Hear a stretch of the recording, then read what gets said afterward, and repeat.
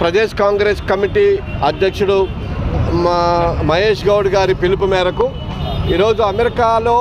తెలుగు వాళ్లపై జరుగుతున్నటువంటి దౌర్జన్యాలు, వారి పట్ల వాళ్ళు ప్రవర్తిస్తున్నటువంటి విధానాలకు నిరసనగా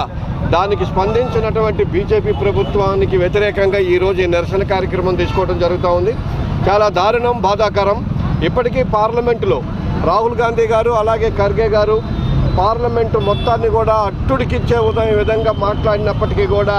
మరి ఈ దేశ ప్రధానమంత్రిగా ఉన్నటువంటి మోడీ గారు నోరు మెదపకపోవటం చాలా శోచనీయం. ఎందుకంటే భారతీయుల పట్ల అమెరికన్లు చేస్తున్నటువంటి దాడి, వాళ్ళని తీసుకొని వచ్చేసి ఇక్కడికి అంటే బేడీలేసి ఒక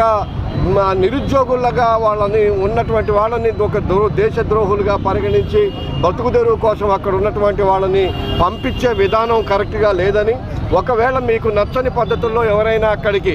అమాయకులైనటువంటి ప్రజల్ని ఆస్తులు అమ్మించి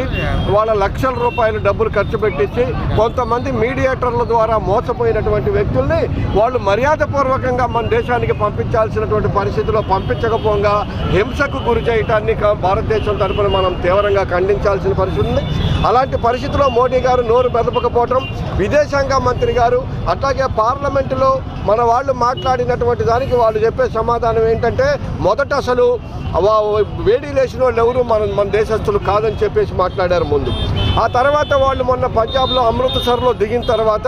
వాళ్ళు ఇచ్చిన స్టేట్మెంట్ చూసి ఇది సహజమే, గతంలో కూడా చాలాసార్లు జరిగినాయి అనేటటువంటి మాట మారుస్తూ ఉన్నారు. ఈ దేశానికి ప్రధానమంత్రిగా ఉన్నటువంటి వ్యక్తి ఇప్పటికీ నోరు మెదపకుండా ఆ దేశంతో మరి ఆ అధ్యక్షుడు ట్రంప్తో ఆయనకి సుదీర్ఘకాలం ఉన్నటువంటి స్నేహాన్ని మరి వారితో మాట్లాడి మా దేశంలో ఉన్న ప్రజలు ఎవరైనా మీ దగ్గరికి అట్లా వచ్చి ఉంటే మేము తీసుకొచ్చుకుంటాం, వాళ్ళని ఎవరిని ఏమి ఇబ్బందులు పెట్టొద్దని చెప్పి మాట్లాడకుండా మరి వలసదారులుగా ముద్ర వేసి వాళ్ళని మళ్ళీ తిరిగి ఇండియాకి పంపించే దాంట్లో హింసాత్మక గురి చేస్తూ ఉన్నారు. కాబట్టి దానికి నిరసనగానే ఈ కార్యక్రమం. మోదీ గారికి ఇప్పటికైనా చెప్తా ఉన్నాం, ఒకనాడు అంటే గతంలో ట్రంప్ గారు మరి అమెరికా అధ్యక్షుడిగా ఉన్నప్పుడు మన దేశానికి స్నేహపూర్వకంగా ఆహ్వానించినప్పుడు కొన్ని వందల వేల కోట్ల రూపాయలు డబ్బులు ఖర్చు పెట్టి ఆ డబ్బులతోనే ఆయనకి ఇక్కడ ఘన స్వాగతాన్ని పలికి యావత్ భారతదేశంలో ఉన్నటువంటి వాళ్ళందరికీ కూడా ట్రంప్కి మనకి ఉన్న మైత్రి చాలా గొప్పది, ఆ దేశానికి ఈ దేశానికి జరిగినటువంటి సత్సంబంధాలు చాలా గొప్పవి అని చెప్పేసి మాట్లాడినటువంటి వాడు ఈరోజు దాన్ని ఖండించకపోవటాన్ని తీవ్రంగా ఖండిస్తూ ఉన్నాం.